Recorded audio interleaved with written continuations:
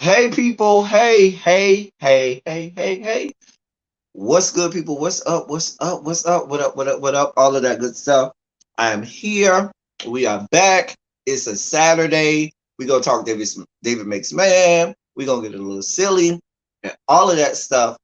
But I cannot simply talk the David, the Makes, and the Man by myself. I need people with which to argue with.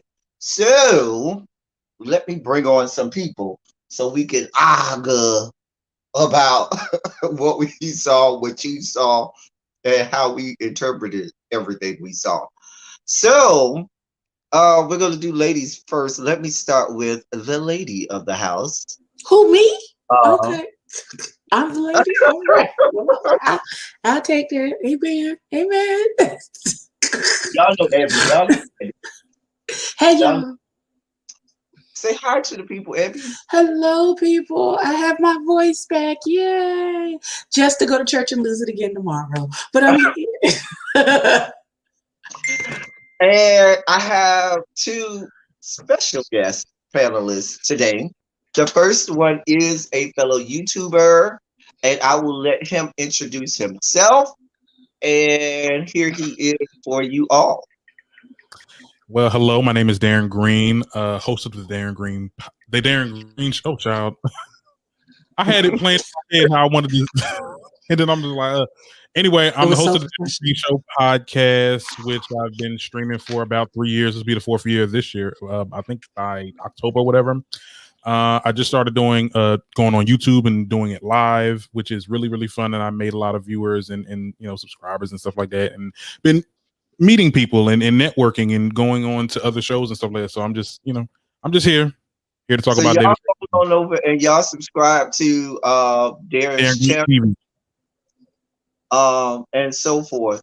Um, And my last special guest is a very close friend of mine. We've been friends for a number of years. We're not going to say how many years we've been friends, but we've been friends a number of years.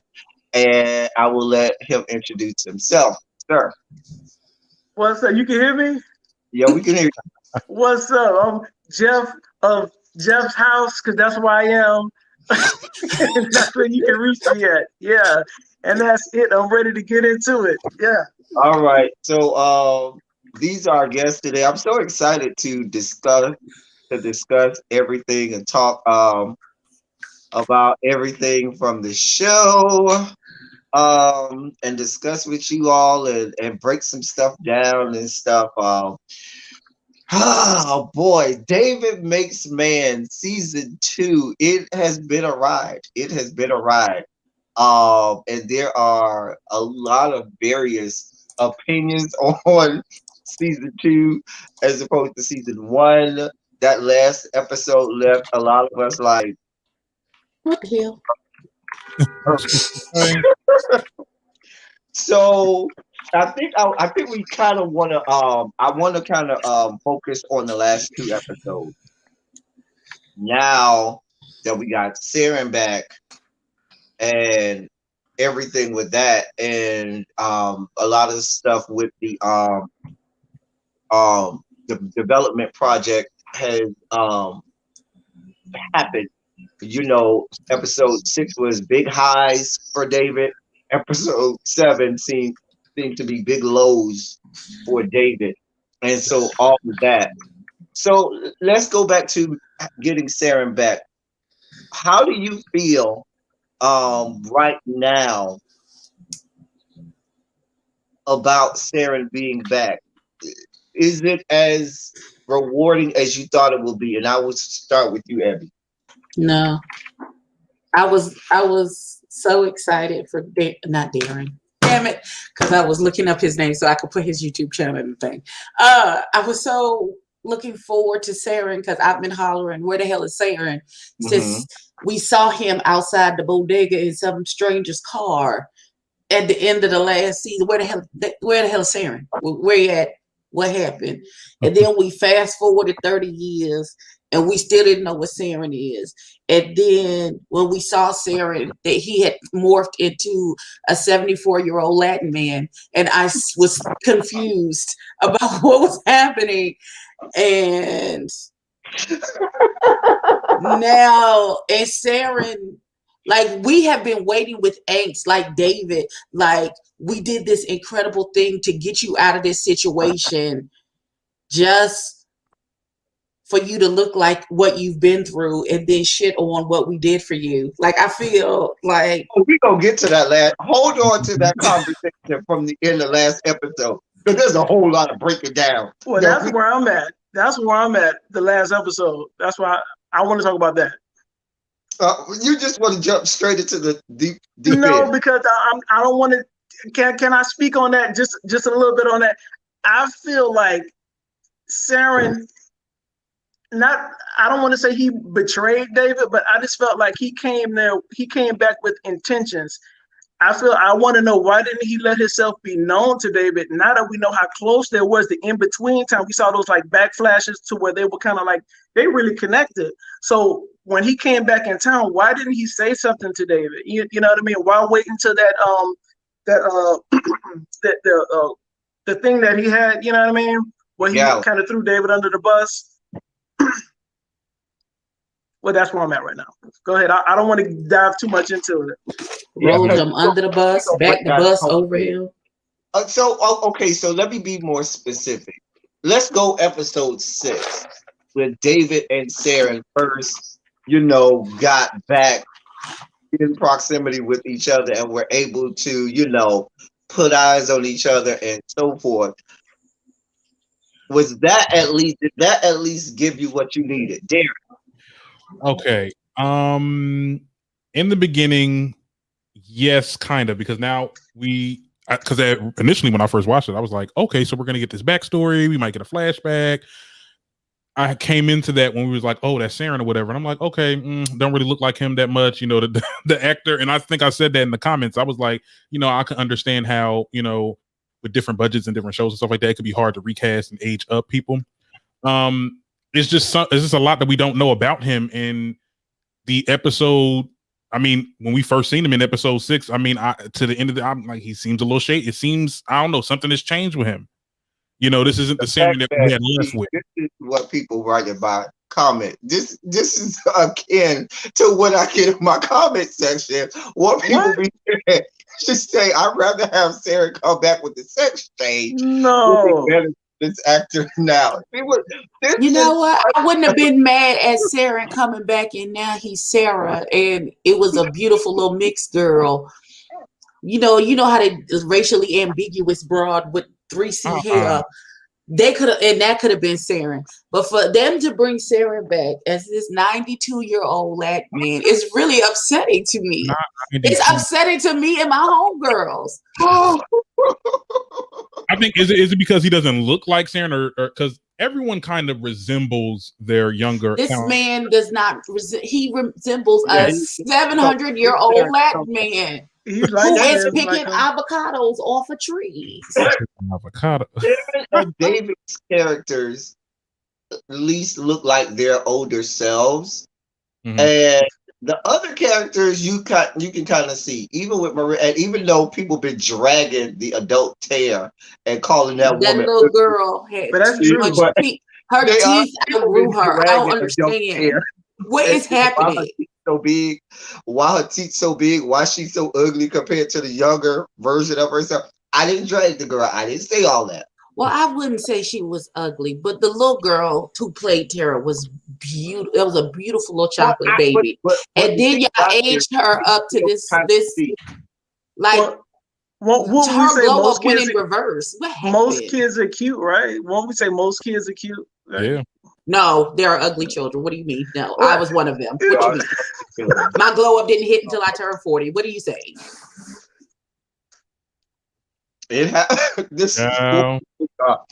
So for me, here's what I think. If I was writing, what I would have done when we started episode 6, and you saw that first meeting of David and Sarin, and they morphed into the younger versions of themselves. I would immediately transition to flashback. I had that whole episode 6 where, just like in episode 2, where we had a flashback of David when he was in high school, that episode 6 would have been dedicated to what the hell has been going on with Sarin for this whole time. Even if you want to show us David looking for Sarin or Sarin looking for David, maybe you see Sarin, what happened between him and his dad, or however that went, where he said that didn't work out. And I don't know if he went on his own or was living on the streets. We don't know what the hell happened. How he became a lobbyist, how he started working with Padilla as a lobbyist, and all of that stuff. What about the fact that apparently Sarah lives in fucking Miami? Because can I tell you what I think happened? Can I tell you what I think happened? I think the last time we were actually supposed to see Sarin was outside this bodega in the car. I don't think they fully realized in season 1 how we were going to take to the relationship of David and Sarin. So now I feel like they back building to bring Sarin back, because everybody's been like, where the hell is Sarin? That's cute that they jumped 30 years and all that bullshit, but where's Sarin at? You know why I could see that? Because if you remember the promo before season 2, they never had Sarin's character on there. There wasn't a young Sarin, there wasn't an adult Sarin in the promos either. And so because if we had seen that 1,124-year-old Latin man playing Sarin, we would have been upset. So you just go make this man 3,000 years old. Now, every time I talk about him, he's getting older. Here's my question. My question to you all is, we gonna drift into ain't shit ass Marissa. If ain't shit ass Marissa done been in contact with Sarin for some time, I don't know how long, I don't know how many years he said that they met back up while he was lobbying for Padilla. And when Marissa met up with Sarin and tried to make David feel bad about fucking not catching up, why the fuck would she say, well, I don't see Sarin, I know where he is, he lives here in Miami, yeah, go see him. But when she read him the riot act, they was at her where's the name of that damn school, that Sadiddy school, is when she cussed him out about, you don't even know where Sarin is, but why aren't you looking for him? I don't think she knew where he was then either. I don't think she knew. No, I don't think she knew where he was either. But when she came as an adult, it was more like, well, you ain't seen Sarin? You still ain't found him? right. It wasn't nearly the vigor that she had when they was young, and she had no idea where he was either. And so now that she's an adult and she know where Sarin is, she know if you take 2 lefts and a right, if you go to that apartment building, clean the thing and go up the stairs, he on the 3rd floor on the right-hand side in apartment D. So you think you should have gave this information to David? I think she should have. But clearly, or maybe he didn't want to be. I'm thinking he didn't want to be found. I'm sorry, I'm thinking he didn't want to be found. I don't get it. It's like, I feel like Sarin didn't want, I think he had a motive and he didn't want to talk to David for whatever reason. And I don't know the reason why. I really don't know the reason why. It doesn't make sense. Ass is ungrateful. Clearly, he ungrateful. Right? That's how I felt. I'm like, what? You didn't do anything for me? It was a long time ago. Okay, we're here now. Let's go down. David should have punched him in his mouth when he said that. That's how I felt. Right? Get them teeth together. Bro, David is upset with Sarin because he finds out from Marissa that Sarin expedited the reports for the survey of the ground, and that's how they found out it was toxic. Now they got to move all the people out of the Ville, and so forth and so on. And when David goes back to Sarin's house, and Sarin goes off, let's unpack that. Darren, you go first. Let's unpack. Where are you at with that conversation? The part that got me with that whole argument is the fact that Sarin said, "Oh, it wasn't about you. It wasn't about you." That's so convenient. It's so convenient for Sarin to say that when it is about David. He was the one that was supposed to be building this mall or whatever he's trying to build over here at the Ville. You know that he's associated with it. You get what I'm saying? You know that the other girl was named Marissa. She was trying to stop that shit from happening. You linked up with her. It looked personal. It's like these characters don't have critical thinking. Like, I mean, me personally, that whole argument. I don't know.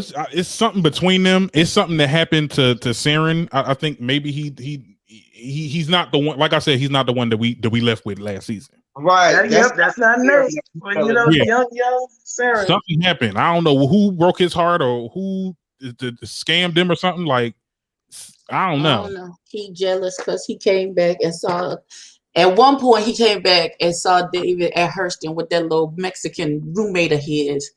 It got his feelings hurt, and he done ran off, and now he angry. Talking about you ain't you done got a new best friend just that quick, nigga. I've been gone for 35 seconds, and now you got a new best friend.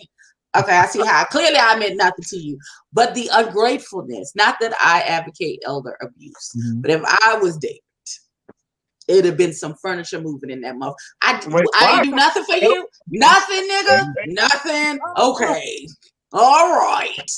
Okay, so if I had did nothing, you still would have been at that house getting fucked by your daddy and beat up by your mom. Oh, wow. That's exactly where I would have took, because you took me there. Well, let's get on the train and go there. Since I ain't do nothing. If it wasn't me sticking up for you and having enough courage, because clearly you would have just stayed in it. You ain't had no plan to get out of it.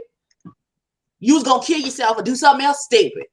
Yeah. If it wasn't for me, your ass would still be there traumatized. Mm-hmm. I want to know what happened to his mama.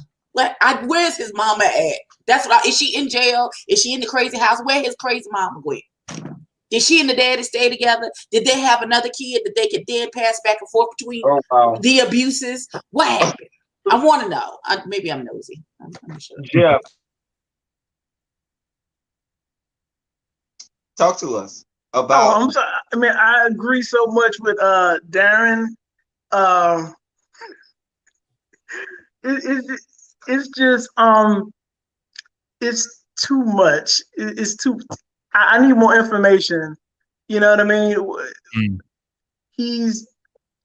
I can't even describe it. I can't think right now.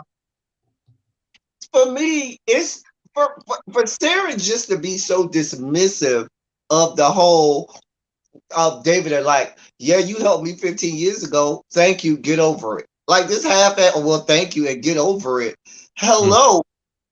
This man is responsible for the whole second half of your life. You understand what I'm saying?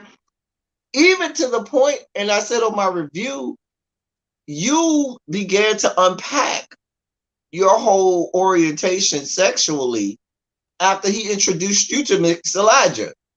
If we remember from last season. Yeah. And you began to unpack all of that. And so my point being, for you to be that dismissive, he hasn't seen you since he, helped you get away. And you rolled off into this. He hasn't seen you. You've never said thank you, appreciate it, I'm glad. You've never done that. And so for you to just be like, okay, get over it. That was that many years ago. Wait, what? Mm-hmm. You owe your whole life to that boy. I don't understand. You owe your whole entire existence, that whatever it is that you are now, the evolution to get you to this point would not have happened if that boy hadn't did what he did for you to help you get out of the situation that you're in. And for you to be dismissive of that, and I don't understand what is all the question. Like, you straight, some days I'm gay, some days I'm not. What the fuck does that even mean? Like, see, I'm confused. I'm confused. He's not. He's still in limbo. That's what I call gay limbo. Like Sarin, both Sarin and David both is like, well, sometimes I sleep with women, sometimes I don't. See, well, I don't think David. Wait, hold on. David. We go get that. Wait a minute. Put a button on that. We go get that because we got to unpack this whole trying to kiss Sarah part. We gonna get there in a second. But my thing about it is,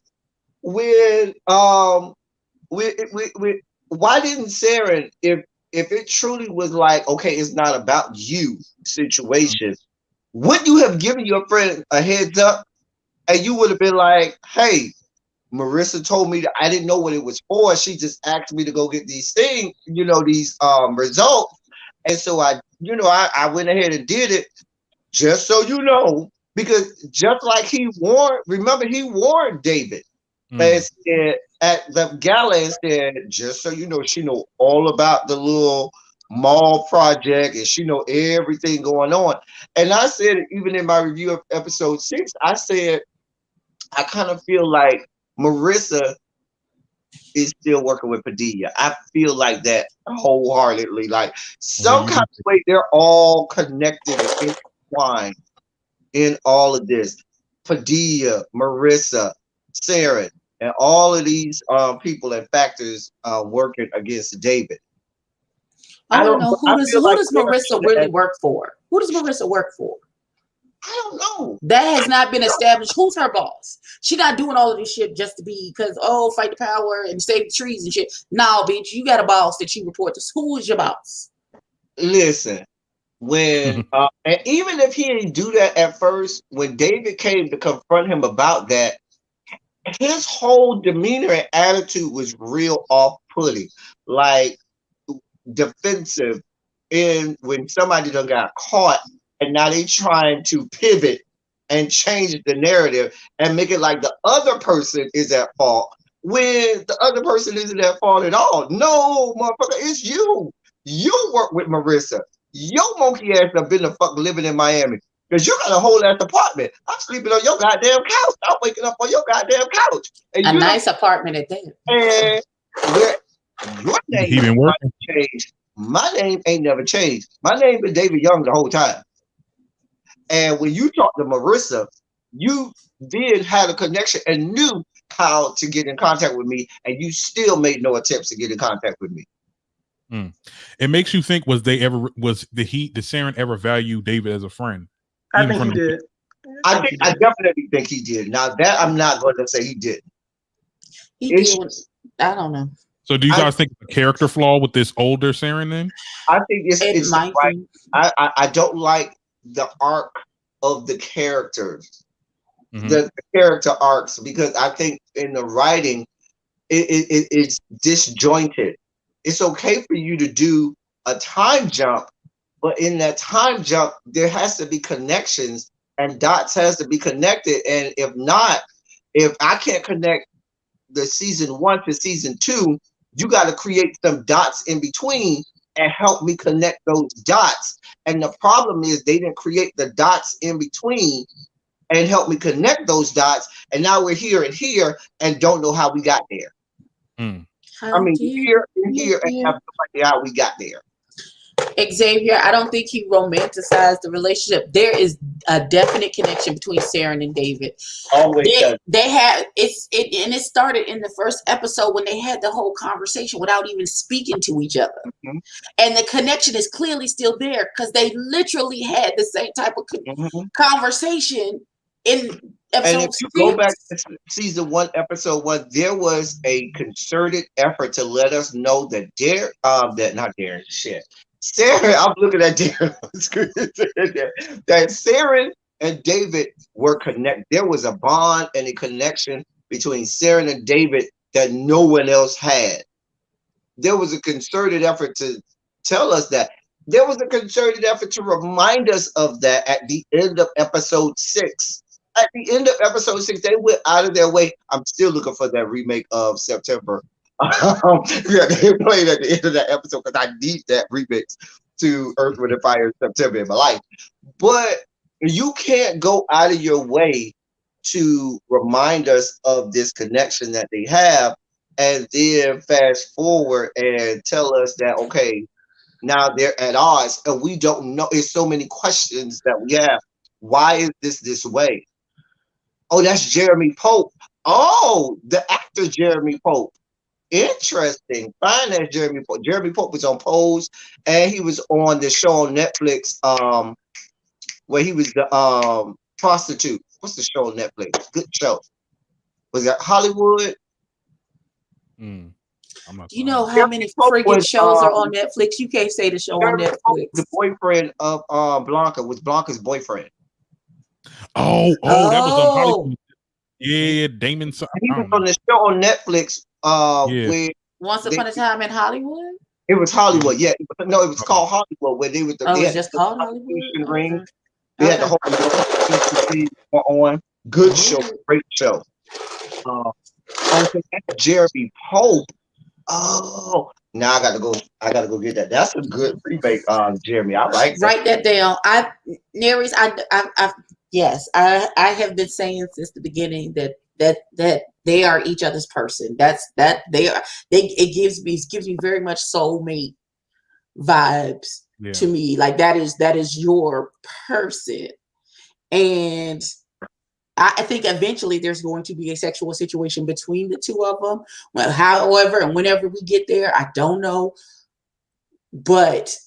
Or we might not get there at all. They may take it somewhere else. Just Well, because that person is your soulmate doesn't necessarily mean that y'all are going to be that y'all would have that type of so relationship.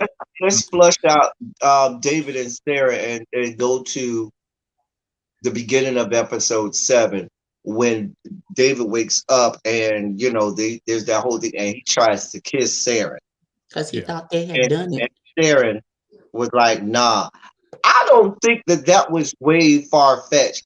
I don't think that David just envisioned in his mind that they had did something and didn't do something because a quote unquote, and I'm putting up my quotation fingers, heterosexual man is just not out here.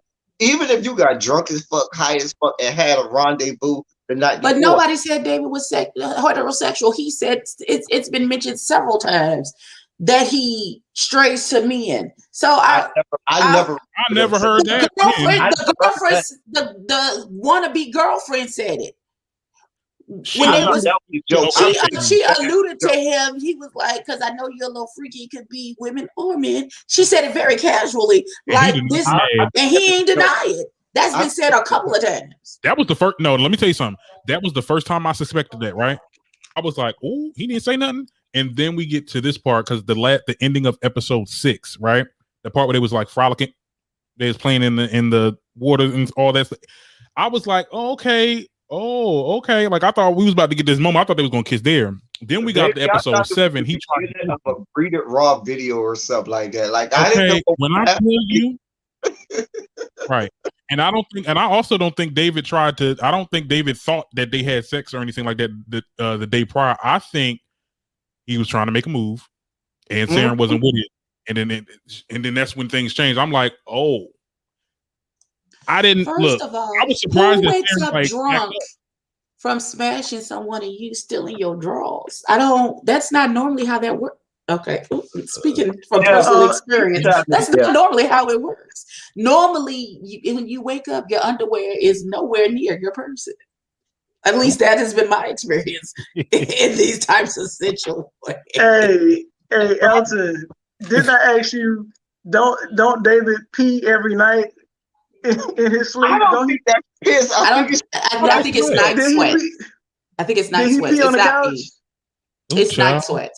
It's night sweats. He's not. He was cool. They made. Nah, they said he didn't. No, it was a gesture that suggested that he didn't sweat that when he was sleeping, so he was calm, cool, and collected.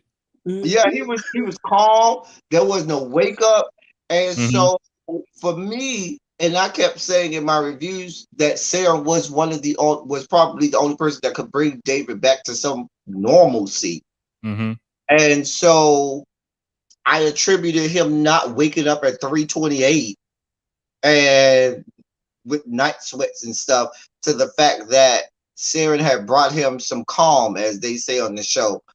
He had found some calm with Sarin.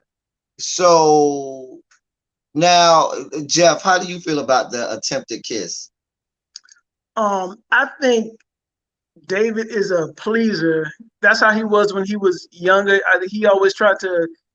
I don't know if he tried to fit in or give people what they want. I'm going to say that. I mean, could he be sexually attracted to Sarin? Probably. But I know in the past it seemed like he always wanted to fit in or please everybody, if that makes sense. I think that's kind of what he was doing, because when Sarin was like, last night was crazy, I couldn't believe we took it there, and David kind of looked, and then he was like, yeah. He kind of went along with it. Now, a straight guy's not going to go along with that, That's as much as I can say on that. I don't know. Can I tell you what I'm worried about though? What you worried about, Boo? I'm worried about because I don't want to say. Well, I guess I'm going out myself. I'm shipping these characters. I'm sorry if it's not at look. If we don't get some resolution by the end of this season, we got queer baited. And that's just that on that. There's too many signs that when he went to the store to get the cake or whatever, and the lady was like, "Oh, who you texting? Your girlfriend?" Who was he texting? He was trying to text Sarin. You get what I'm saying? It all goes back to those two. And look, call me conspiracy theorist, but like I see a connection, and I know you said that in your original video that it could be just with friends and stuff like that, but it's kind of different with this one. There's too many, because I feel like a lot of us been in those spaces, been in that with people that weren't comfortable. I put you with the queer baiting part of it. Mm-hmm. I think that there's a concerted effort to reach and it's giving very moonlight. blur the lines. Thank you. That's what I said. There's so many there's so much blurring of the lines. And listen, I think if you're gonna go that route, then you should have just went full. You should have dived in deep end. You should have had them have a full-on kiss. Now, if you really wanted to have it be something, have them kiss and then have the awkward moment after the kiss where it's like, what was that? Where do we go from there? But don't have it, oh, I try to kiss you, and then the gay person is like, oh, nah, ain't none of that. Let's be clear. Let's just really be clear. And I'll let my fellow members of the LGBTQIA plus community. Mm-hmm. If a Sarin is approached the next morning by a David in that manner, kiss is going down and other parts of the body is being kissed as well. Let's just be clear. I would just like to say, if it was Marissa, the same thing would have happened. Like you can interchange man or woman. It doesn't matter. Mm-hmm. No. But the reason that I said that, is because that's why I kind of have to agree with Darren, where you are kind of, it could but be I don't think I need it to actualize, because I think I too ship this relationship. It's giving me very soulmatey situations and circumstances. Like that's the one. You've been the one. You've always been the one. You know what I'm saying? And so I don't know why he's trying to force this thing with Thoughtbox that who keeps putting these wigs on top of her twists, which look crazy, but that's another story altogether. I don't know why he's trying to force. And the other part about it, that's 14 shoe foot in a 10 shoe. That's not it. It's not. Do y'all remember season 1 when David went over Sarin's house? Sarin tried to make a move on David, if y'all remember. When David went to Sarin's house and they were sleeping, and it wasn't overt, but it was very subtle with the whole, remember he started rubbing David's face and everything and being really like intimate and affectionate with David, if you remember when they were sleeping in that house. A little bit. Or Sarin, and so now all of a sudden there's this, oh, well, no, you're not, girl, as Ebby would say, 3,469-year-old Latin man. What are you doing? What are you doing? Also, but yeah, looking back though, I do also think him backing off from the kiss and saying like, "Why would you do that?" Whatever. Hey, maybe Sarin doesn't find David attractive like that. Maybe he doesn't want to. Maybe he doesn't want to be with him. And if that's the case, that could also be a resolution at the end of the season, and we can just find out that, hey, maybe David is just fluid, But like, we got to get to the bottom of that. Like, I'm worried that it's not going to be addressed ever again till probably the end of the season. Like, we're probably going to go to a whole nother subject. The bottom is Sarin. He needs to get to. Okay, you know what? I'm just gonna. You don't know that. You don't know that. You never know. Jeff, you've been real quiet over there. What do you, sir? No, I'm just taking it all in. I would like to see more emphasis. I would like to like them to focus on the in between time. Like you talked about that disconnect we got from there to here, and I don't know what happened in between.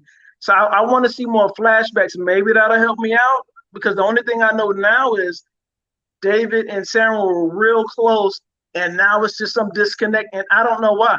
You know what I mean? Well, maybe the disconnect is, I'm just gonna put this out there, I could be wrong, but maybe the disconnect is that Sarin actually talked to a therapist and actually dealt with his trauma. So he has matured past that's where they were when they last saw each other. Meanwhile, David is stuck right there and hasn't progressed emotionally or anything But past right then. I listen, I'm just saying, and now, but I don't. And just because he dealt with his trauma and has moved emotionally past it and has grown up doesn't mean he's grown into a good person. He could just be an asshole. It could be just as simple as that. That even with all of his trauma and talking, and maybe he progressed into being a dickhead.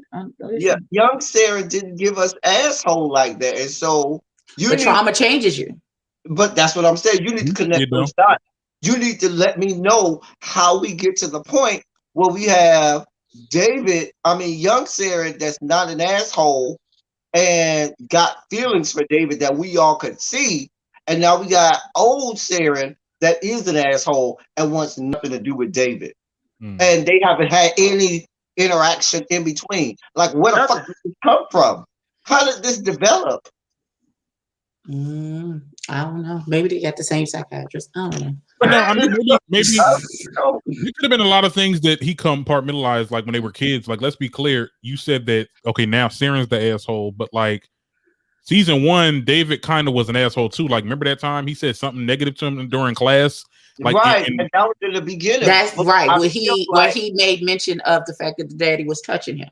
Right, but I feel like over the arc of season 1, David went out and played many times over to make up for that, to reconcile that, and even his whole helping Sarin get away should have been the final, thing that would submit, we can get past what I said. Because let's be clear, all he did was say something in Sarah's ear.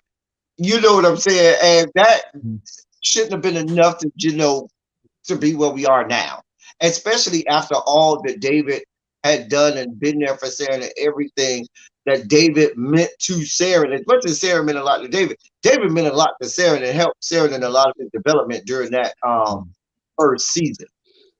Because Sarah was real green. He was real green about a whole lot of stuff that he needed David to help him out with.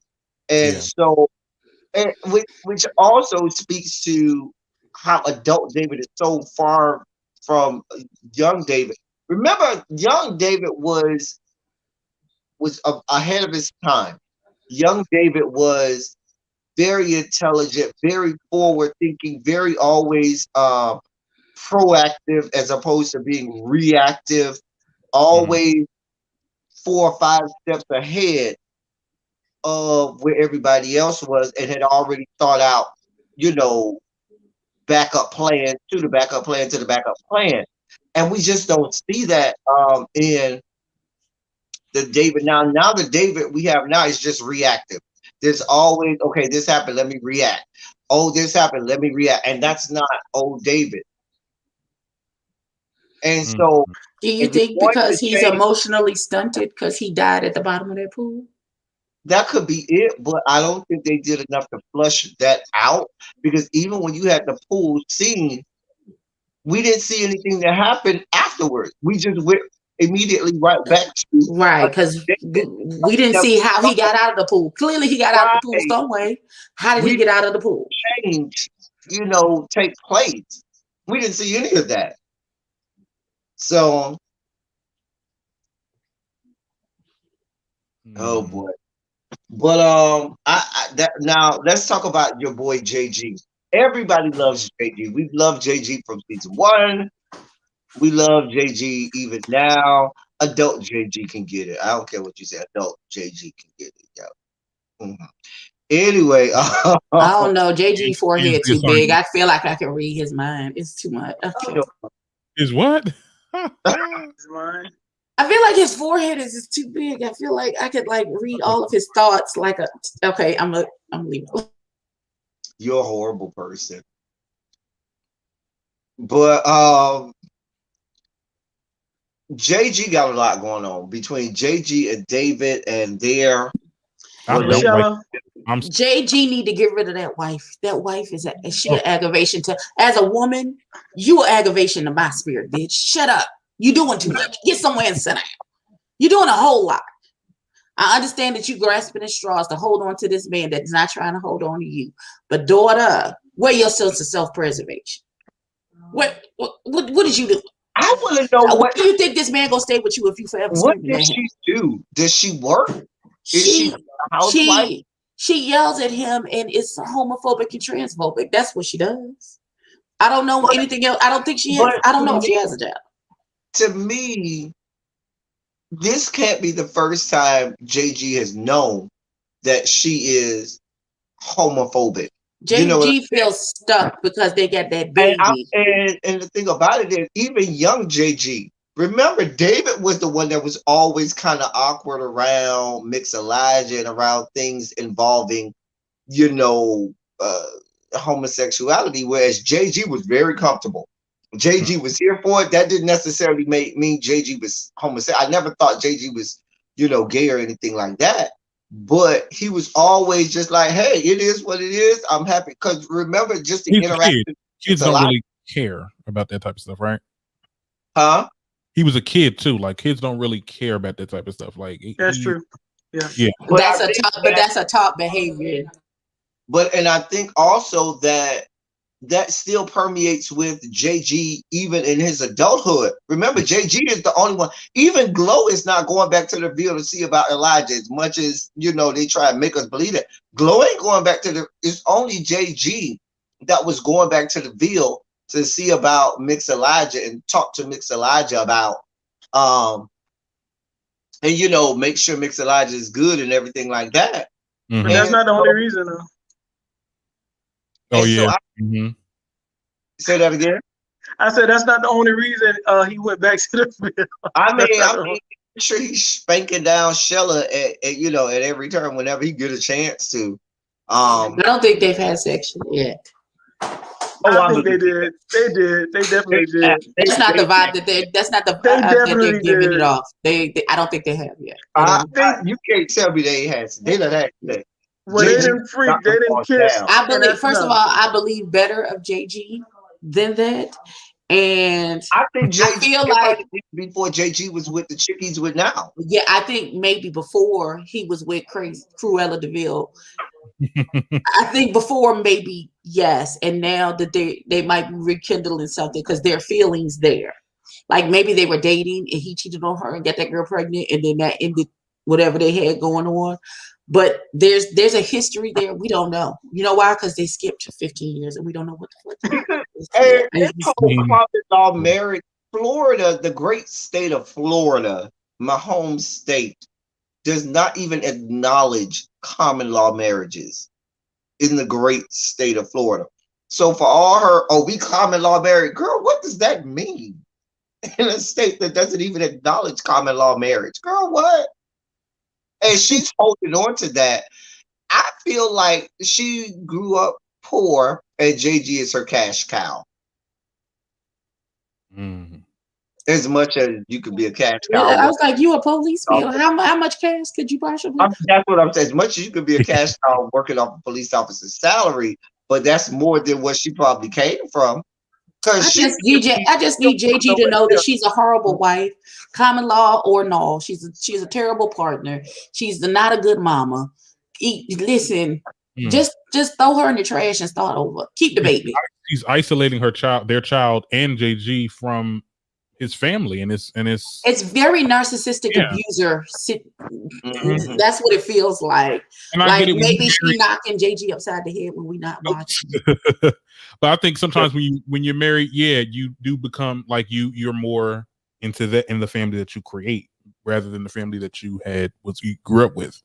But at some point, it has to be some type of a happy medium, and this is what's the name's son, brother. You know what I'm saying? Like he still should be. I don't know what her problem is. She really pissed me off these last 2 episodes.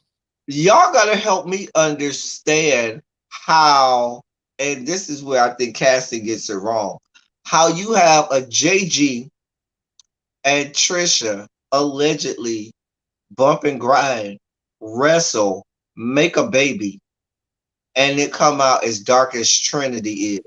When neither one of them Genetics. are that dark. But his granddaddy was that dark. His granddaddy was that dark. So it happens. Granddaddy was that. We don't know who JG's granddaddy is. Yes, we did. We met his granddaddy. Remember? They went to his house during the storm. Oh no! I'm sorry. Right. I'm sorry. Yeah. I'm thinking about JG. I'm thinking about Trinity's granddaddy. Oh. But JG's granddaddy wasn't that dark. JG's granddaddy was like JG's complexion. Wait. Do you see the color that I am? Have you met my daughter? Who's all the way chocolate? What you mean? It happens all the time. Yeah, it and then she gave birth to the Scooter Boo, who's my complexion. That's genetic. Sometimes it's very hard. I said. I was gonna say if Florida and James from Good Times can have a light skinned Michael, anybody could do it. Not Florida and James. You got a point there. Well, not Florida and James. Michael, who is remember that? Yeah. Okay, I really want y'all to know Michael was not light skinned, but okay, fine. That's what for us Miami people. That's light skinned. That is light skinned. You say what you want to say anywhere else. Jeff from Miami. In Miami, Jeff is high yellow. He's light skinned. I'm sorry.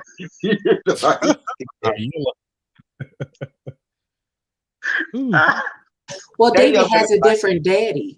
David and JG have different daddies, so they're gonna look different. Listen. Yeah, David and JG got different daddies. So now that whole conversation with Shalimar, not that I didn't really care about that, but that conversation that JG had with Shella before the kiss, when she was blaming everything on him, I'm trying to make everything JG's fault. I'm like, wait, what? Yeah, that's giving me very Botham Jean Hug the Killer vibes, and I'm not here for any of that. I don't give a damn. This nigga shot me. Okay, you got a bad attitude. Well, figure it out on your own, beloved. I'm taking my money back, and I'm taking them back to the house. You ungrateful bastard. You shot me, and you got an attitude. Fuck you. Anybody else probably would have done. Okay, by even giving the money back, and he gave the money back or attempted to get the money back, and she's still trying to make him feel like he's the problem. Like he haven't been the one. He's the one that's been going down to the Ville, trying to look out for them and trying to help out this whole time. And she's trying to make it seem like he the one who's the problem. Like she act like he was the one that was bullying this child in the Ville to where he felt like he needed to carry a gun. I just tried to break up a fight. What you mean? Mm-hmm. Daughter, what you mean? It's not my fault that his family situation is fucked up or whatever he got going on. That's not my issue. I know other children whose family situations is fucked up and they getting bullied and they not shooting cops. So, daughter, that's not, that dog ain't gonna hunt, beloved. That's not how it works. It's just not how it works. I don't understand why we as Black people always feel pressured to be, once we are victimized, to immediately have to either forgive or be nice to the person who victimized us. Or like it's not our victimization is belittled or made to be smaller than what it actually is. Now, if some white singer, if Robin Thicke had shot Taylor Swift in the foot, it would be hell to Taylor. Now, because it's Megan and it's old big receding headline Canadian Trey Songz done shot this baby. Was it Trey Songz? Tory Lanez. Whatever his irrelevant ass name is. Because he just shot this baby. Because I don't like it. I don't like the fact that people's victimization, because it's dealing with a shooting. Listen, it's a shot. How did we get here?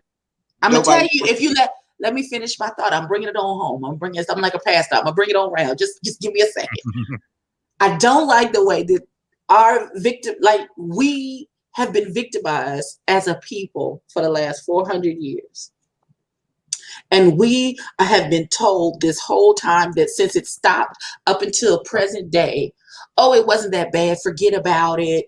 You know, y'all'll be okay. Pull yourself up by your bootstraps. Da da da da da. You know, forgive the people who hung your children from trees. Forgive the people who beat your back to look like you had whelp so bad it's like a whole tree on your fucking back.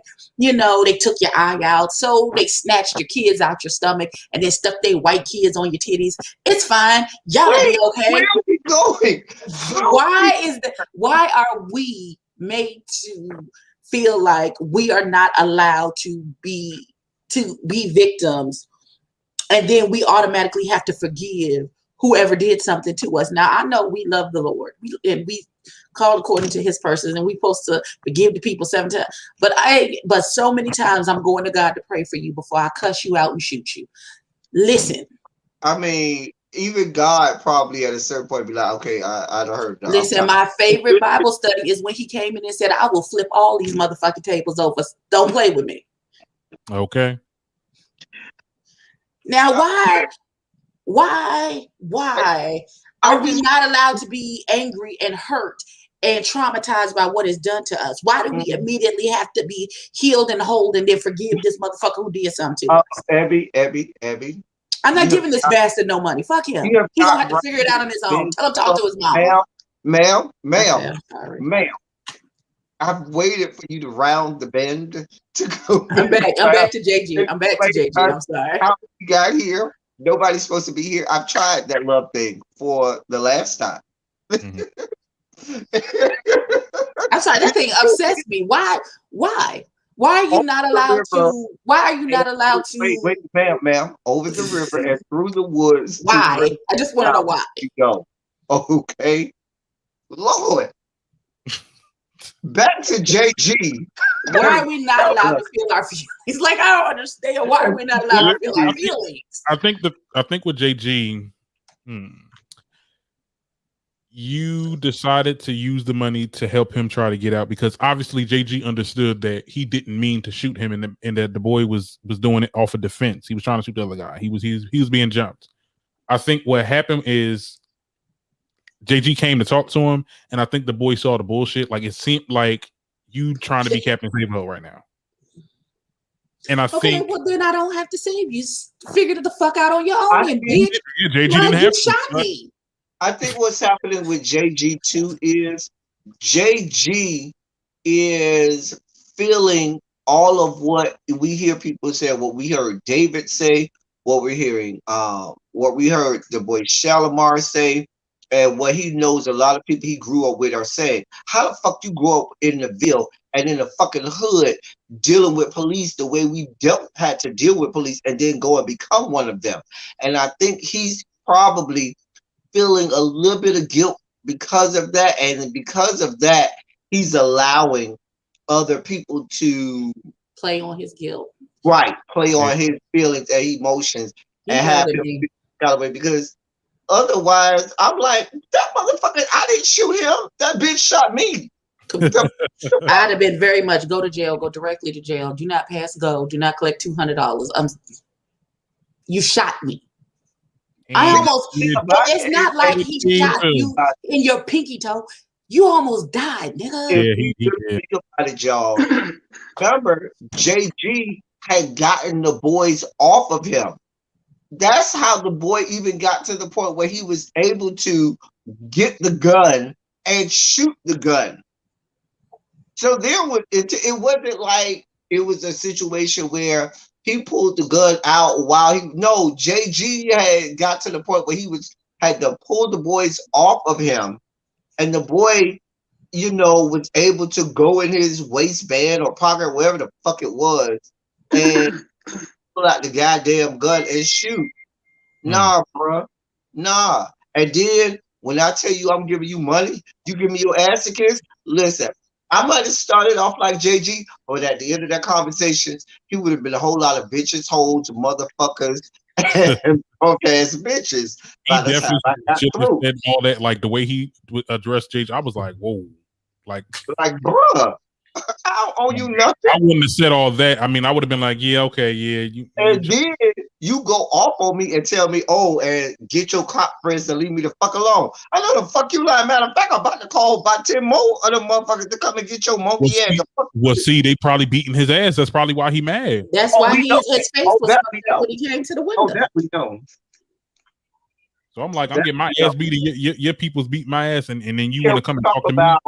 Can we talk about the fact that when JG rolled up to that jail and we saw Bernice, I thought that was a man or a trans or turned into a woman. Sir. The way don't do Miss Bernice like that. She tired. The way the birds was giving me that they was about to connect me to a full-on beard. All right, listen.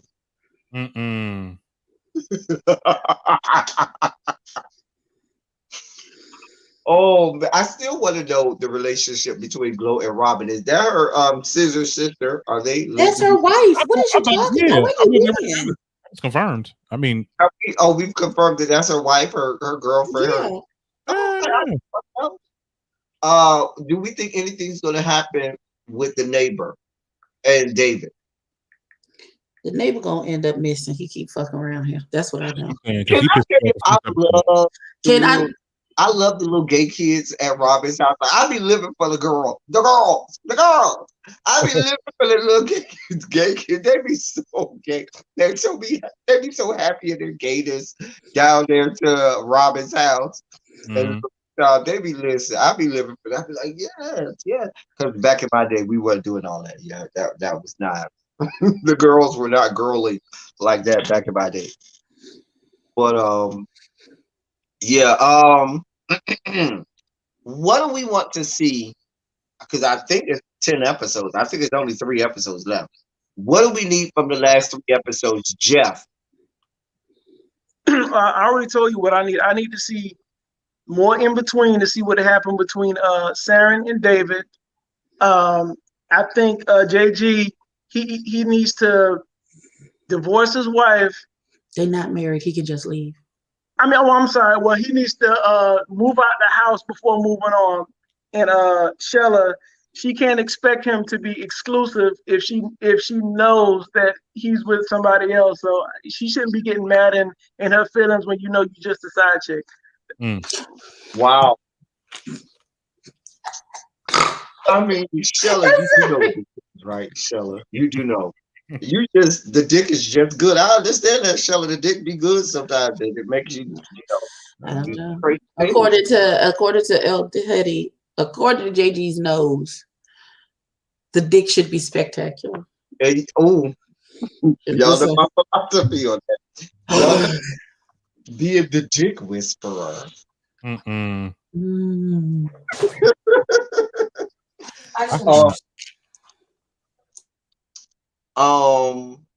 Darren, what do you need to see? Yeah, I need to see some type of closure with David and Sarin. You know, I just need that.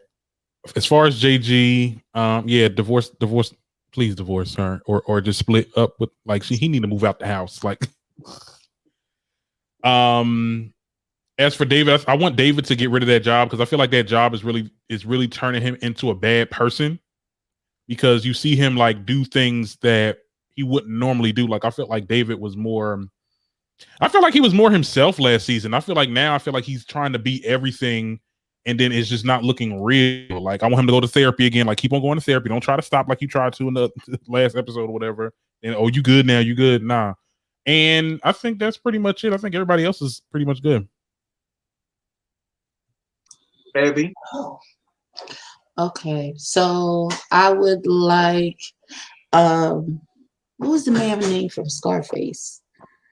Tony Montana. Yeah, because that's Mr. Padilla is giving me very that. I need to figure out what the hell he really, because I feel like every time he opens his mouth, it's a threat to somebody. It feels threatening. That his very presence give off very threatening, and I'm getting sick of him. So either somebody cap this nigga, or we figure out what his actual plan is, so we can move along. I really need to know David. What is your end goal? What are you trying to accomplish? Because Marissa wants to stop to save the planets, the plants, and all the animals and shit. I don't even know what Sarin trying to do. Sarin is out for himself, and I don't know what his end goal is. Mr. Montoya wants to be king of Miami or Miami-Dade or Miami County or whatever the fuck he trying to do. Like, we know what everybody wants except for David.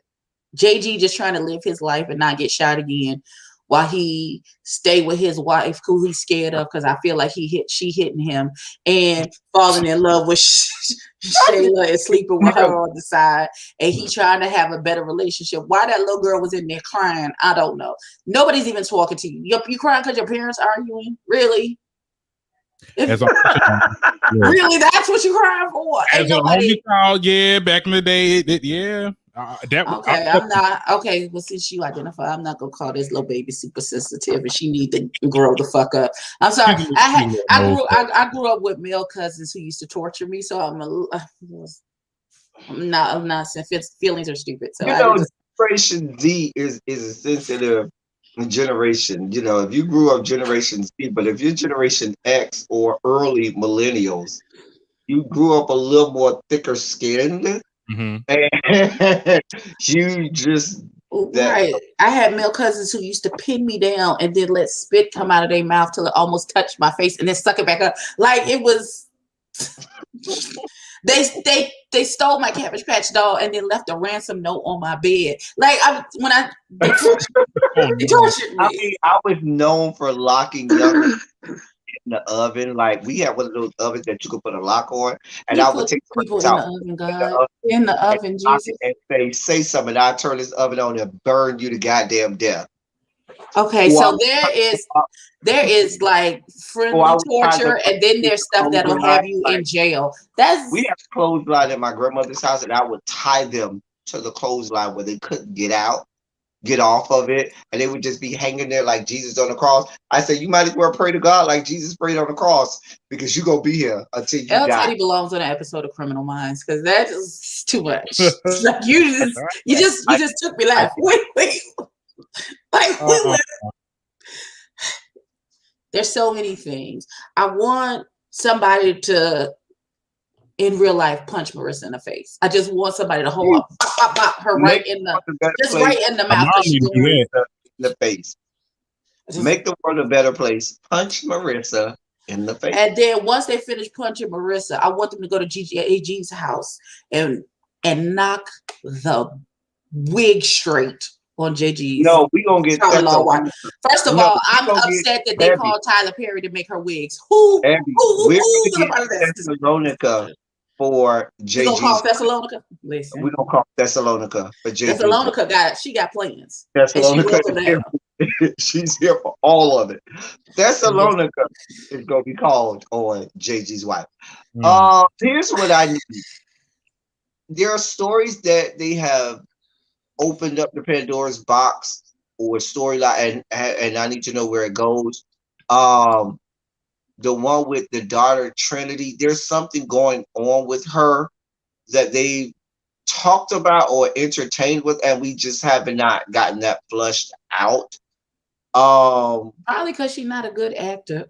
And they trying to they thought they could expand it, but then they saw some things and it was like, this is not going to work, so they then decreased her role. So that could very well be what it is. First of all, I felt nothing when I saw her crying in the corner. I was like, what the fuck is she crying for?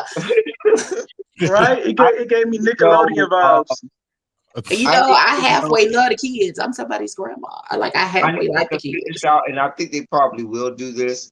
The whole storyline about the moving out of Miami for Glow and Robin, I think that's going to happen by the end of the season. I can see that. I hope they take that daughter with her. Yeah, y'all all move out. Bye. I need more about Mix Elijah. Like, that is where's Shinobi? He's not dead. It's so much we don't. Mix Elijah was such a fixture and so important to the first season, and now dementia. I understand what they're doing with that character, and to have a character of that where you introduce that salutation of MX to a lot of people who didn't even know that that existed, and not to really flesh out that character. You have a whole mental health arm that you could go down with both David and Mix Elijah, with the fact that in the black community we deal with a lot of dementia and Alzheimer's. That is very prevalent, and I know I dealt with that personally in the community, and that not having been flushed out and everything. I think that they're missing the opportunity. If they really truly, they've touched on it a little bit, but not as much as I thought that they would, to flush out the racism between the Cubans and black people, because there is real racism in Miami between Cuban people and black people. They don't like black people at all. More often than not, they believe that they are just as white as the people descended from the Caucasus Mountains. Child. But Why that's couldn't Shinobi and Miss Elijah just be living their life in their apartment just together? I don't understand why that couldn't have been the thing. And of course, they got to do better by this David and Sarin storyline. They got to do better. You got to do better. You owe us that. And maybe you didn't go into season 2 thinking that Sarin was that vital. Sarin's character was that vital to the story series, but now that you know, you need to do better. So if that means that you need to go back and retape some shit or rewrite and refilm, you need to do what you need to do. That's what I need. So now that I have you all here and have everybody's attention, I'm going to take a quick break as we transition, because I'm going to keep you all here for a quick silly Saturday. I found the video that took over my life 2 years ago. There's a video 2 years ago. That, not the orange shirt. It's not the orange shirt video. Oh, it's not the orange shirt video. Not the orange shirt video. No, it's not the orange. Now I'm disappointed. No, but this video is good too.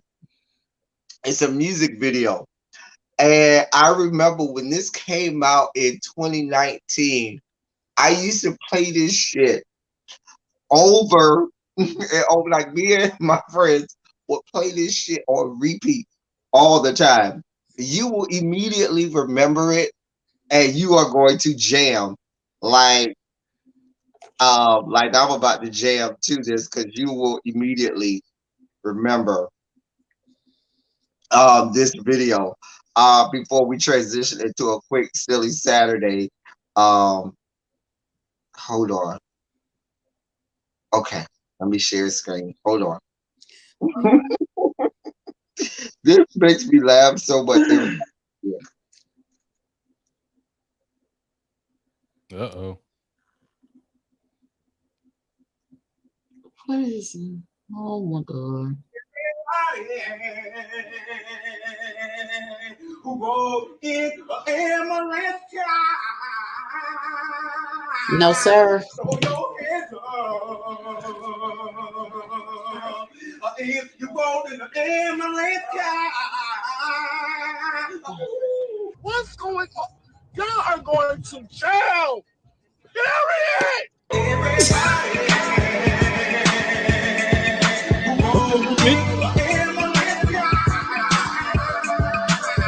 I am mad that they remixed it.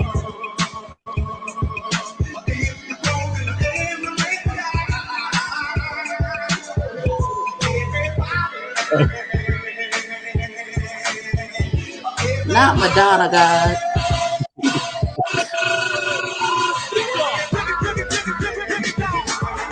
Y'all should go to hell for this. This is lit. All right.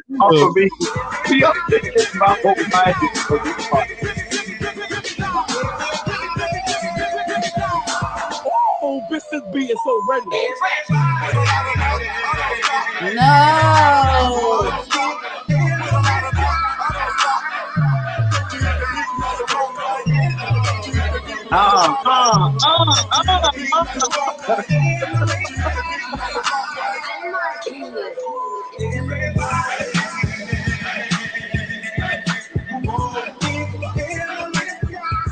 I remember when he used to be everybody's black sidekick. That I just remember back 2 years ago when that came out, how me and my friends we used to wear that remix out like it was the last remix, like it was the last time. Um, Nephew, not on the unemployment line. It's dead in it. oh dear God, that shit used to give life eternal 2 years ago. Shenanigans. Anyway, so Darren, Jeff, we are going to go into a quick silly Saturday where we're just silly and we have fun and we talk about something. I want to know does Tressalonica have a GoFundMe? Are we putting money on her books? What's happening? Oh, we put money on Thessalonica's books. Listen, we talked about Thessalonica. Thessalonica shot her husband and cut his legs off and had a 6-page plan about how she was going to get rid of his body and then try to get her children to help move the body parts out the house and into the trunk of the car. And the kids was like, and we're calling 911, bitch, because you're crazy. We're not doing this. Okay. Yeah. And Thessalonica went to jail for killing her husband. She was sick of Randy's shit. Randy got on her last nerve, one last good time, and she said, I'm not doing this. Okay, Abby, do I do my sugar spike now or do I wait and save my sugar spike? Is the sugar spike bad? Is it real bad? A little bit. No, go for your sugar spike now so I can so I can go all you do. Okay. Oh God, not vegetables aren't supposed to be white. Okay, I can't. I'll be No, you may want to hear this. Women shouldn't have periods. What are we doing this week with the hotepery? Go ahead. Okay, there's a reason for me to be all hotep. Okay, I'm gonna be a whole ass hotep. Okay. And I get Jeff and Darren's opinions on this story that I found. Oh God. Okay. So apparently in the great state of Texas. Of course. Of course. If it ain't my home state of Florida, it's Texas. So in the great state of Texas, a principal of a high school, his name is James Whitfield, he is in an interracial marriage. And his school district made him take down pictures on his Facebook and all of his other Instagram with him and his wife because his wife is white and he is black. That's none of their motherfucking business. Why would he have to take his stuff down? Let me read the article. Texas principal James Whitfield is fighting back after his school district told him to take down a pic of him and his wife.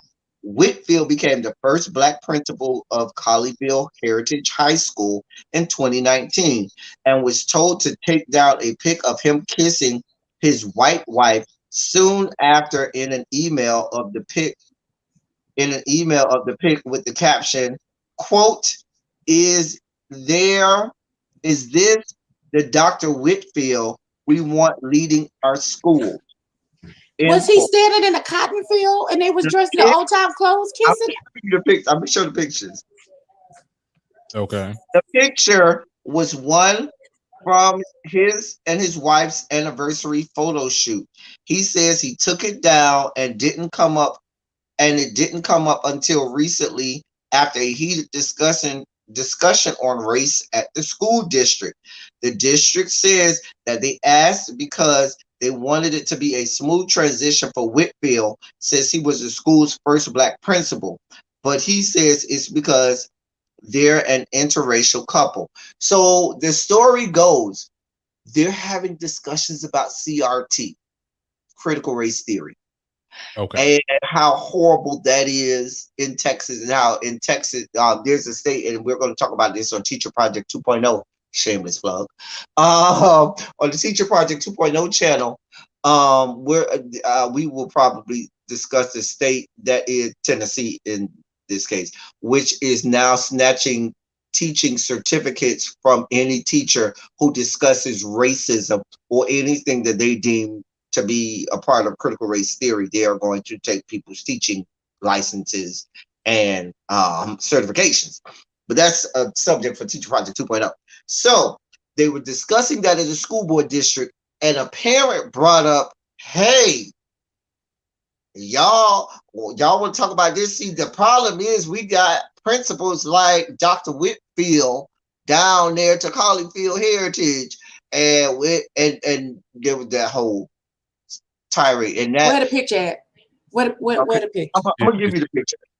This is what his white wife tweeted out.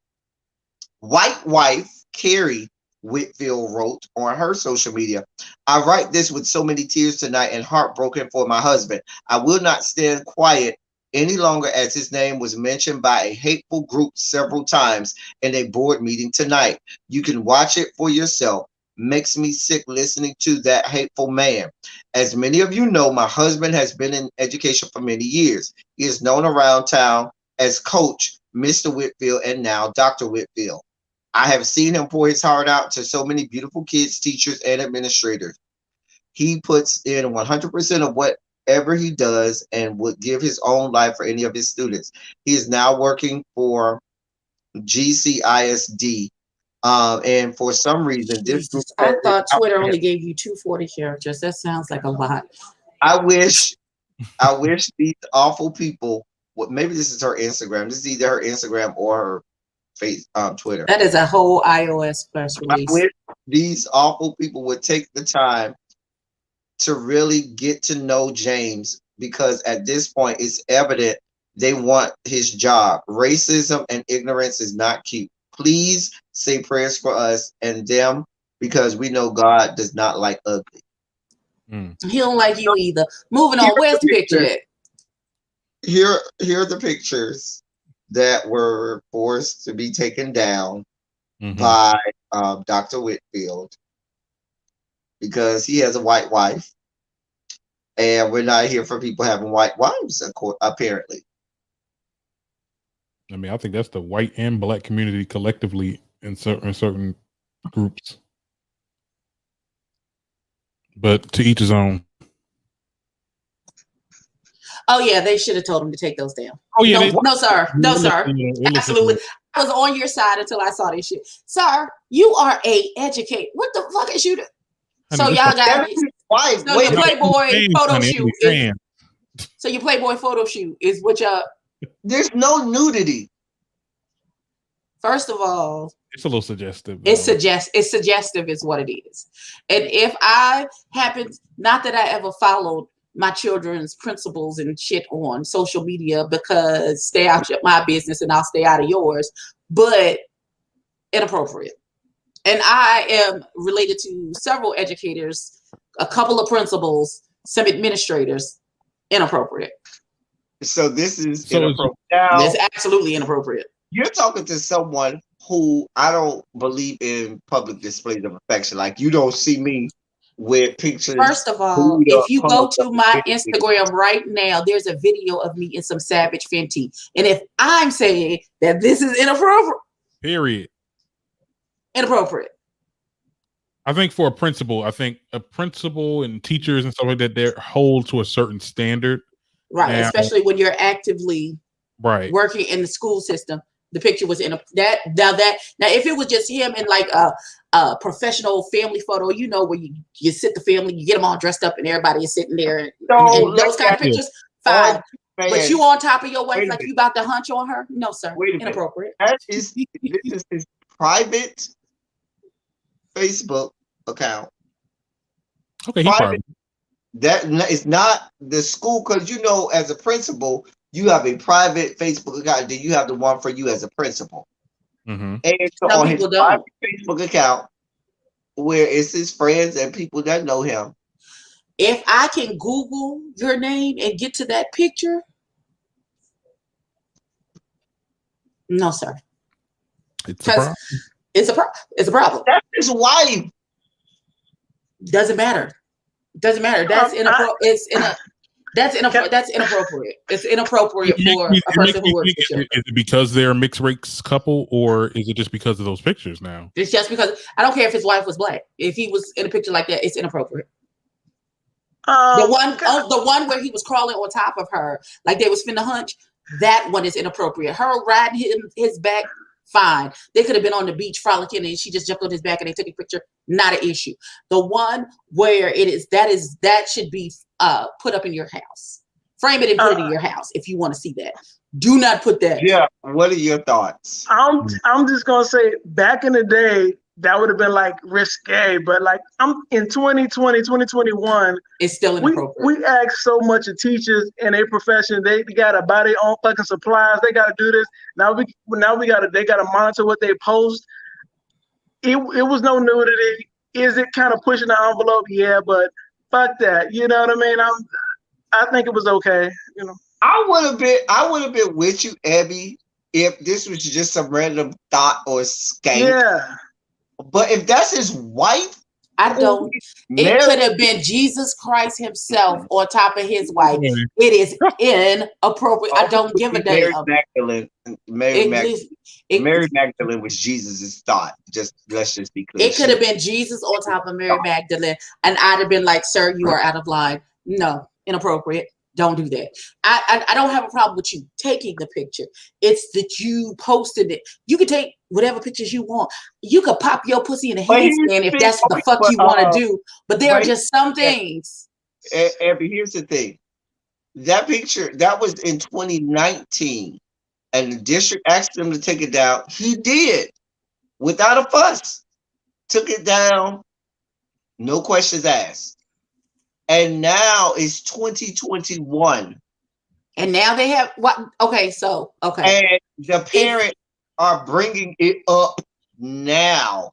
Oh no! Well, then the parents are just being petty assholes at this point. And if that's the case, then they're just, if they said to him when he posted, if he got reprimanded when he posted the picture and immediately took it down. He didn't get I'm saying somebody came to him and said like, "Yeah, you might want to, bruh."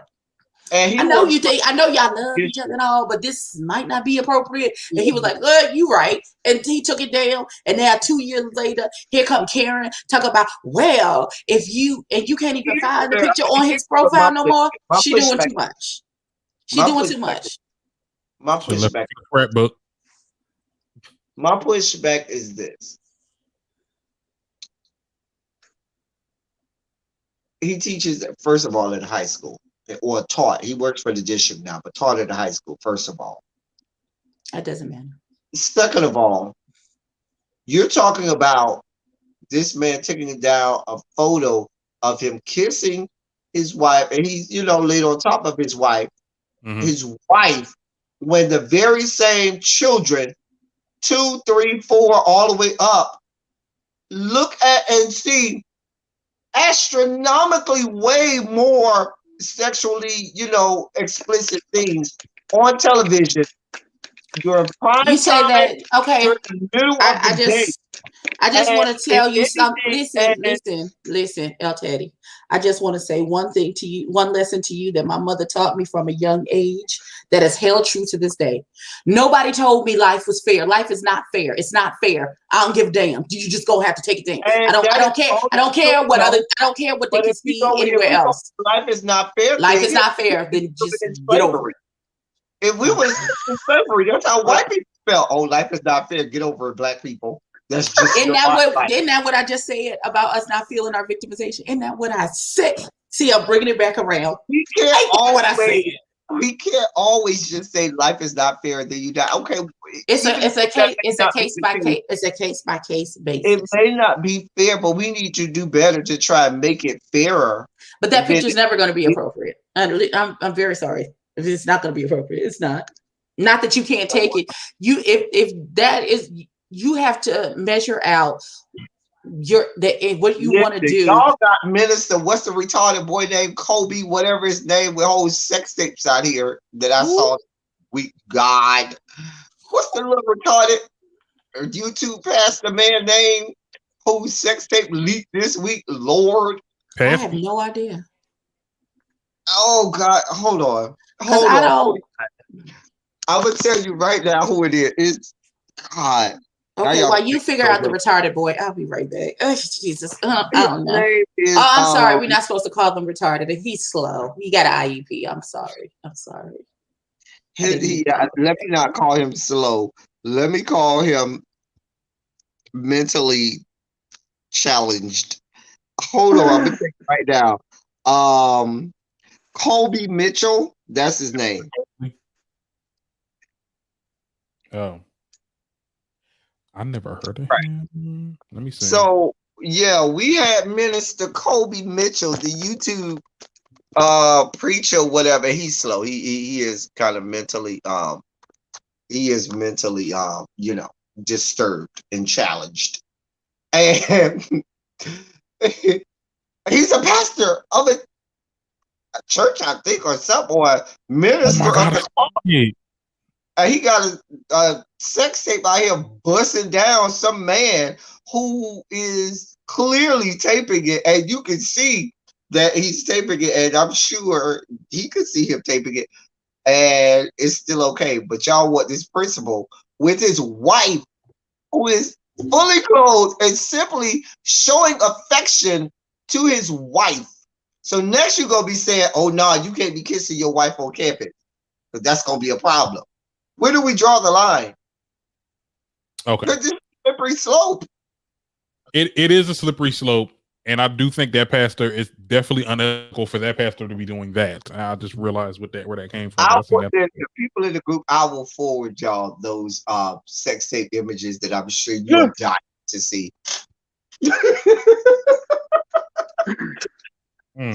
I'm sure you're dying to see. Jeff, how do you feel about this? Because I can't be by myself. Maybe I am by myself. Wait, we talking about the pastor, or we talking about the teacher, principal.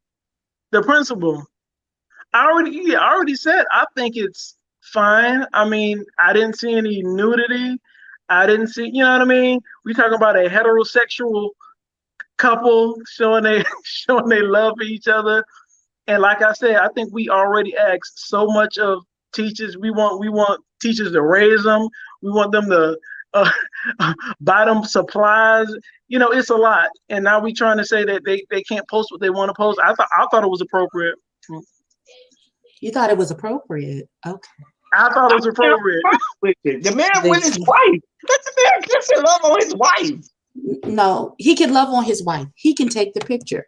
However, that picture is appropriate for inside of your home. Let me. Is it what she was wearing? Is it what she was wearing? It was what she was wearing. It was the positioning of it. It was very suggestive. You know, like the style. Listen, I don't know. I don't know if it's the woman in me, it's the mama in me, the grandmama in me. It's just it hits me in my solar plexus as inappropriate. Oh shit! Not sugar. Before our next story, because I know my sugar levels may also spike with the next stories, and so let me allow me to, level off my sugar intake because Okay. What in the? Because my sugar levels sometimes need to be, That ain't nothing. Listen, that is not of the Lord. Not the Skittles, levels. God. Not the Skittles. What they do to you, sir? What is going on here? I need to, He's preparing for his sugar spike because they say sugar spikes cause racism. So here we go. Here we go with the foolishness. The reason for everything. All right. Uh-oh. So, after hearing about the story with Black China and Tiger that incensed me this week, I saw another story this week between some thought or some chick who I don't know who she is, except for to think maybe she's an Instagram thought skank named China Doll. No, I'm sorry, not China Doll. Cuban Doll. Mm-hmm. She used to date some rapper or dude named Jay DeYoungin. And apparently they broke up, and she says that they broke up after she went through his phone and found, quote, gay stuff on his phone. And so, what's the gay stuff she found on his phone? First, we need to. How do we know it's gay stuff? She said, it could have just been a fly outfit. Wait, I don't understand. When I missed this, she was on Vlad TV, And the Cuban doll girl and her ex-boyfriend Jada Youngin, they apparently recently broke up, and she went on social media and to tell everybody why. And she tweeted out that the real reason she broke up with Jay was that she found gay stuff after going through his phone. She said that he might not be ready to tell people he's gay if he is, but she went ahead and said something anyway. So she out. She So acknowledged, what did she find? wait a Some minute, gay hold on, let porn, me finish. grinder, Hold what did she on. find? On. What's the name? She acknowledged that how she's wrong, but said I'm not lying about what I found. And she said it's okay because she's gay too. That's Let not me how. let me Okay. show you what she put up. Let me What's get the to rapper's it. name again? The boy. Huh? The youngin. J um um J D wait, hold on, let me get it right. Um Something stupid. J Youngin, it's all one word. JAYDAYOUNGIN. Okay, JD. Let me see. Ooh. Here So what did is, she found? A Jack's app? What she find? I Not the don't jacket. know. I'm going to show the tweet that she put up because Okay. I might have a whole sugar spike um because of said tweet. And my commentary on this isn't going to be the nicest. So Okay. Well, let me go first, and give me then. just a moment. I'm gonna put this up. I need to go so y'all can read it, and I need to go do something real quick. Move this up. Y'all can read that. Give me just The real reason me and Joe broke, I went through his phone and seen gay stuff. Ain't nothing wrong with that. I ain't never said anything because I don't think he's ready to tell y'all, but maybe I'm wrong even saying this, but it's honestly true. First of all, nobody asked you why you and this young man broke up in the first place, daughter. We don't give a damn. Hell, we didn't even know you was dating this little nigga. Secondly, what you can, first of all, it's not your business to tell, even if you found what you consider gay stuff to be in this little boy's phone. That's none of your motherfucking business. Okay. We having a party because we potty training my grandson and he peed in the potty. Amen. So, daughter, you could have kept this in your drafts. You could have just sat there and recovered from your BBL and drank your water, daughter. You didn't have to do any of this. Nobody asked you. Nobody cares. We don't even know who this little nigga is. So Yeah. why did you feel the need to take your little raggedy bundles out onto Beyonce's good internet to try and embarrass somebody? If y'all broke up, y'all just broke up. Mm-hmm. These little irresponsible, these young people do too much. It's Yeah, too and much. I think the problem is when it comes to, because I have a girl best friend, and we always get into the whole thing. You know, why guys don't come out? Why guys don't come out? They want to stay in the closet, this, that, and the third. I'm like, some of y'all be forcing them to stay in, and this is why he probably never. If there is some things, because we don't know, she could be lying. You get what I'm saying? He will never, deal with who he is, because it's people like you that's outing him. If you want to get rid of DL men, let them let them. Right. You love who you love. Yeah. I mean, it's just that simple. Somebody tried to bring their little homophobic ass onto my last David McMahon, talk about they pushing the gay agenda on. If you don't get somewhere to fucking sit down, talk about that behavior. They try to show that behavior as normal. What behavior? Being yourself, loving who you want to love. What is not normal about that? How very dare you so bring your little stupid ass? You know what? Before I cuss the man out who came into my comments. First of so all, this girl is wrong. She it's dead wrong. so wrong on so many levels. So many levels. She's wrong. Like, first of all, this perpetuates the hatred and vitriol within the black community for the LGBTQIA plus community. This continues to perpetuate that because she knew that by putting this out there, um, it would make him go down in the estimation of people who probably saw it for him or this, that, and the third. It's a whole damn mess. Yeah, we are, Aaron. Okay, just making sure because no, this is good. I like this. I really I did not. I ain't hear. When was this come out? Because I do celebrity news. I saw this either earlier today or last night. Okay, so it must have. Yeah, you always miss things. Okay, it was either earlier today or last night. This is recent. Yeah, she's a horrible person, and I want to send Thessalonica Allen after her. I just need Thessalonica. If you don't, Derek, you may not know who Thessalonica is. Look her up. She's out of the great state of Indiana. She offs people. Her raggedy husband Randy got on her last good nerve, and she said, "I'm sick of your shit." Pow pow, and then cut his legs off because he wouldn't fit in the bag. And he was too heavy. I'm gonna do this story real fast just so I can laugh and you can laugh because just the headline alone is funny. So reportedly, your boy, not mine, your boy, Orenthal James Simpson. Oh yes, OJ. No. Said he is still looking for the real killer and knows who he is. If you could just die so we can move on, sir, it would be great. If you could just die. Nobody has time for that. Go sit down.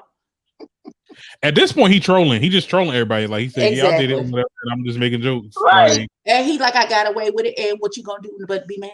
I'm out here playing golf on my NFL salary that the people can't touch for the money that I owe them. He hiding from himself. Who he hiding from? Himself. Like Orenthal, because I'm not calling you OJ. Your mama named you Orenthal. I'm calling you Orenthal. Sir. Not sir. Orenthal. Sir. Orenthal.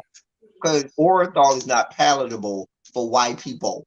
White people can't just let Orenthal fall off their tongue so easily. So you want us to call you OJ so you can still be palatable for the white people. No, because I'm gonna call him OJ because he doesn't belong to us anymore. He's theirs. Y'all can have that. You listen. He been said I'm not black. I'm OJ. So He been saying he wasn't one of us. So therefore, anything he say is none of our business. Let his people handle that. That ain't got nothing to do with us. Not a thing to do with us. So, it's not enough that you got off on a double homicide, dear God. Good on you, because that's normally not our testimony. Right. Go away. Why the fuck are you quiet?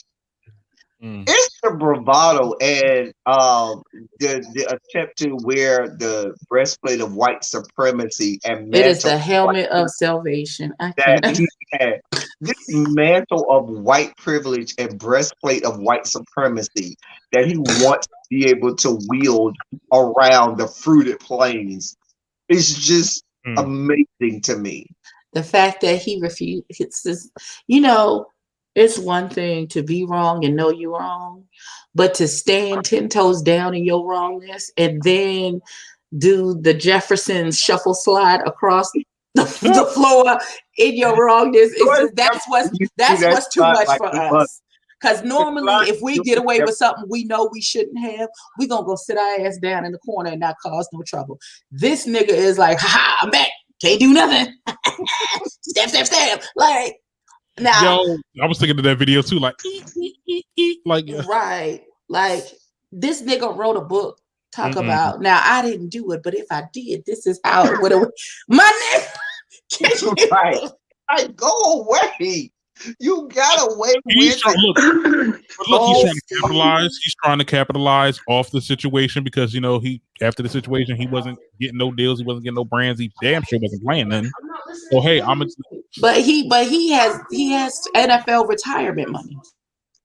I mean, but in his defense, when he retired from the NFL, the NFL retirement money wasn't what it is now. Just saying. Mm. Anyway, with our last feature story before we get out of here, we have to discuss white people and their hygiene. Now, we already knew that white people were some of the dirtiest and filthiest people on the face of the planet because they don't use washcloths. They dirty asses take the goddamn soap and wash their dirty ass bodies with the soap and don't even use a fucking white washcloth. You dirty fucking bastards. Now, in addition to us knowing that, they have let it be known that they don't wash their ass every day. They might not wash their ass every couple days. Now, this first was brought to light by it was Ashton Kutcher and Mika Kunis who told us that they only bathe their kids if there are visible signs of dirt at the point where I mean, in their defense, they do have white children, so dirt probably shows up a little quicker on a white child, or the black child. But still, the point now, doubling down on that funk and filthiness, Kirsten Dunst, who's married to Dax Shepard, and they have an 8-year-old and a 6-year-old daughters, said they only wash their kids when there is a stench. That's when they know it's time to wash their kids. Jake Gyllenhaal decided to add to this because apparently this is something that white people, the people descended from the Caucasus Mountains, do. Jake Gyllenhaal said, went on to say that more and more I find bathing to be less necessary at times. I do believe because Elvis Costello is wonderful that good manners and bad breath get you nowhere. So I do that. But I do also think that there's a whole world of not bathing that is also really helpful for skin maintenance, and we naturally clean. Once you have a whiff of stench, that's biology's way of letting you know you need to clean it up. Now, before I let y'all go, can we talk about the advances that the human species have made to extend our mortality rate? Because if we leave it to nature, we're only supposed to live to our 40s. Like the lifespan of our species is really 40s, in our 40s. And because of advances, things like fucking bathing, we have managed to extend the life expectancy of our species. But white people who don't want to get masked, who don't want to get vaccinated, who don't wear masks, and also don't bathe and don't use washcloths are trying to set us back. Not hundreds of years, but eons back to the beginning of our species out of the Horn of Africa. I'm going to let y'all have at it because I have nothing else for the white people. Let me tell you something. Let me tell you something. I was shaky about them when they said they don't wash their feet when they take a shower, because some people they feel like, I'm like, you got to be careful though, because you can their feet and legs. I'm like, what y'all expect the water to just not? Yeah. What is happening? But I'm gonna also say this. You know, child, white people ain't the only ones that be doing that though. I'm telling you, they did. Look. Let me look. Sometimes I'm like, "Ooh, honey, you need to go up and you smell a little raw." Let me tell you something. Yeah, there's science tells us that when we do take a shower a lot, like when we take a shower like excessively, it can make dry skin. You know, once a day. Give me once a day. Commit to once a day. Yeah. I ain't gonna make the white people do twice a day. Commit to once a day. Because most of us, you take it before you go to work, and then you might do another one when you get off work and before you get off. But chill or whatever. Like, but I ain't So gonna does everybody here know what a whole bath is, though? Right. Give me a whole bath. Or some people call it whole bath, some people call it monkey bath, because you look like a monkey. You wash it all the important part. Whole bath, monkey bath. You just go in front of a sink, pick it, and you just do your things, get the never reasons, and then you're good. Y'all ain't even taking. Wait a minute. They're not even taking the Clorox, not the Clorox wipe, the Charmin wipes, and wiping or anything. Like, y'all doing nothing. No maintenance, no nothing, no wipes and stuff. I'm not wearing no clean clothes on no dirty body. That is a waste of detergent. I would just like to say, as a Black mama who was raised by a Black mama, as a product of going outside and coming in the house, and my mother from her bedroom said, "Go take a bath. You smell like outside." You couldn't even smell me because you in a whole different other room. So you mean to tell me that you just out here letting Evie, I always speak for the scores of Black little boys, because you learn as you get older, but as a little Black boys don't like to bathe. And every little Black boy had their mama, grandma, or somebody who would go tell them to take a bath, and they would act like I have to be very specific with my son. Go in the bathroom. Turn on the water. Take off your clothes. Get into the shower. Stand under the water with your washcloth and soap. You talk about the grandmas and mothers that would do this. Why the fuck you still dry like that? You ain't take no bath. Go back in there and get in the water, and will go in and watch you get in the water, because they knew you turned on the water and let the water run. Exactly. Little filthy McNasty. If you don't get that fast in the bath. My mom, she used to check the suds. She used to look and see that the suds wasn't slushed around, and she knew I didn't get in.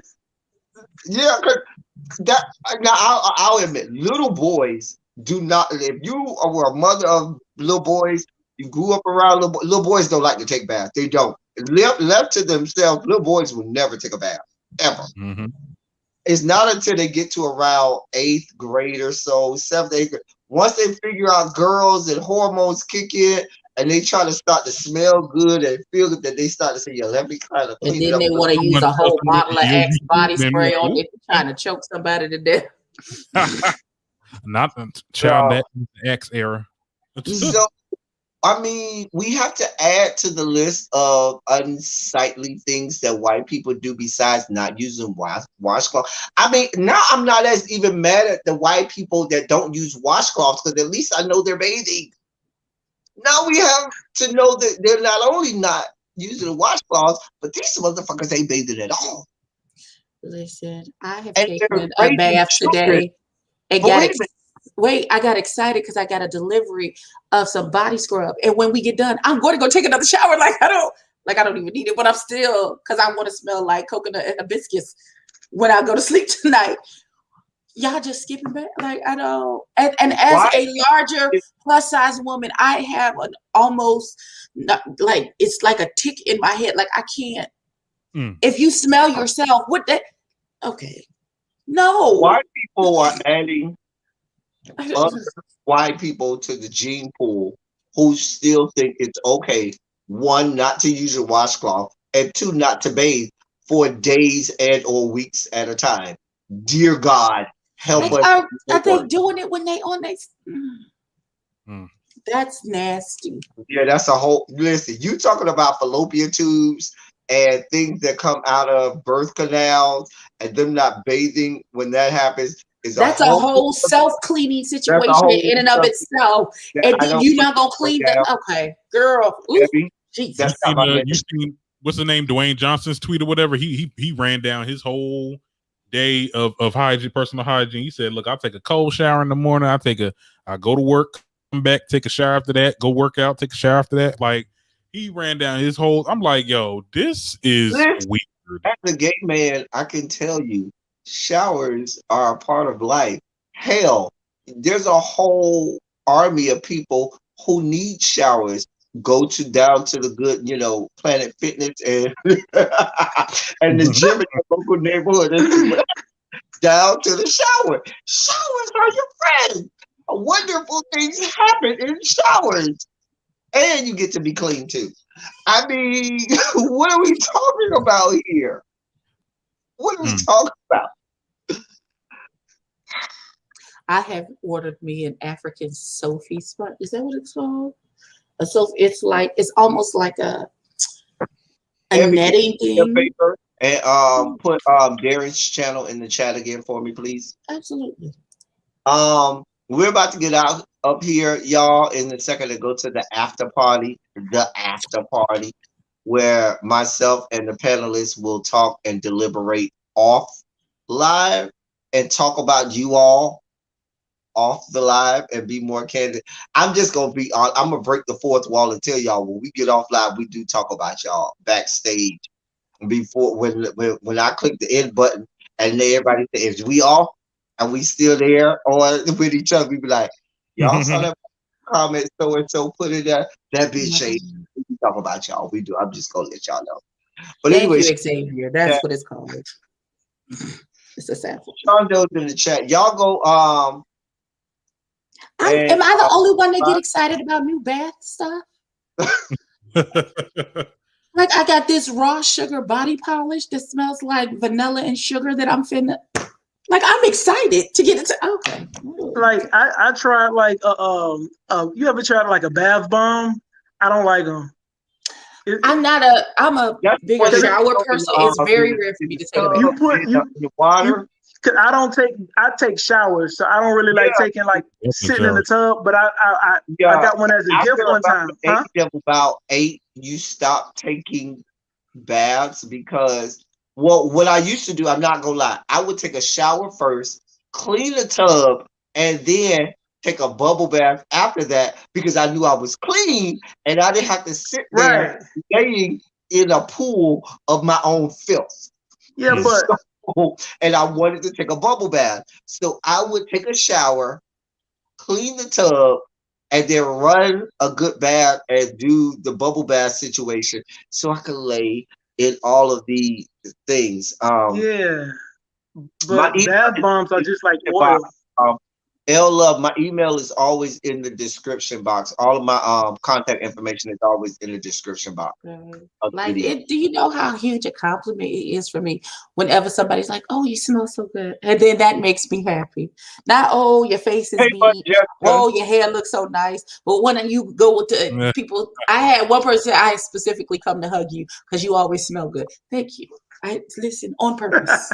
It's like that on purpose. Anyway, before y'all start putting some Shondos in the chat as we get ready to get out. Jeff, do you have anything to say to the people, to the subscribers, to the people, the fans of yours? I'm sure you've made some fans since you've been on here. Oh, really? I didn't do nothing, but yeah, I'm gonna be around. Hopefully I get invited back again. This has been great. Want to give them any information you can? No, not yet. No. For you people, he is already accounted for. So don't be trying to, because they're gonna be in my comments. The inbox is asking me. Anybody looking at me? He is attached. He is spoken for. Come on, Jeff. What are you talking about? Don't listen to him. I am not attached, and my Boaz is out there somewhere. Hopefully, he see me. Hopefully, I look better than this when he see me. For the people, Jeff. Say it again. Anything else for the people? No, that's it. It's not the whiteboard. It's been awesome. Darren. Okay. You guys can find me. You can follow me at TDGS Media on Instagram, Twitter, and I believe Facebook. That's like I said, TDGS. Yes, TDGS. The acronym of the Darren Green Show. You can listen to the Darren Green Show. Look, we stream on all podcast streaming platforms, preferably Spotify, Apple Podcasts, wherever you get your podcasts. And also, like I said, subscribe to the YouTube page. We're trying to get that up to Darren Green TV. And I'm real big on TikTok too. Hey, Darren Green TV on TikTok. I'm posting every day. It's really fun on there, and hopefully some of them could come in here because I did make a post. But yeah, that's where you can find me. You Darren Green TV on TikTok too? Mhm. Okay, the ice machine is doing the most. Okay, Working, thank you, okay. Darren. Abby, anything for the people? Yeah, we'll be back live on Monday with the makeups and things. I'm sorry I had no voice, so this week was real rough. I'm not so I should have a voice on Monday. Y'all pray my strength because As for me, I'm gonna try between tonight and tomorrow morning to get all of the reviews that I owe y'all. I know I owe y'all Love and Hip Hop because y'all are looking for a hashtag FTFB moment. Somebody put in a comment, said they're looking for their hashtag FTFB moment from Love and Hip Hop Atlanta. And I also got to get y'all Lovers and Friends. I got to get that out. I owe y'all a Politics of It All live, so we'll do a Politics live maybe if not Monday morning, Tuesday morning. Y'all know it's been a very rough week for me, and I appreciate. I first of all thank you to everybody on the panel. Thank you, Jeff. Thank you, Darren, for coming on. Thank you, Abby, for coming on. Y'all make this a great conversation and just a fun time. I would love to have you all back again to and maybe we can have Tat on and really be on too on a silly Saturday or something like that. Y'all know how we get on Saturday. This was pretty tame, Jeff and Darren, and mild for silly Saturdays. Abby in the chat can tell you silly Saturdays we usually on a scale of 1 to 10 this was about a 2.5. We're usually at about an 8, 9 on most silly Saturdays with how silly and how stupid and we get on a silly Saturday. So we're not getting the call back. Huh? We not getting the call back. That's what it sounds like. Y'all can come back. I'm telling you, I want y'all to come back and we'll do this again and have more fun and stuff like that. Y'all hold tight. Everybody on screen, hold tight. Once I click the end button, once I end the live, so I can say some things to y'all backstage after we get off the live. For my subscribers, y'all know what time it is. It's time for me to get out of here. Shondo, to everybody in the chat. I love y'all. I love on you all. Thank you all for being vocal, present, and active. Thank you for doing what you do. Thank you for any and all contributions that you make to the channel via Cash App, via I don't think we got any super chats today, but via Cash App and so forth. I thank you all. Thank y'all for helping me get through this week. Y'all know it's been a rough week for me with everything that I have going on. And I appreciate y'all.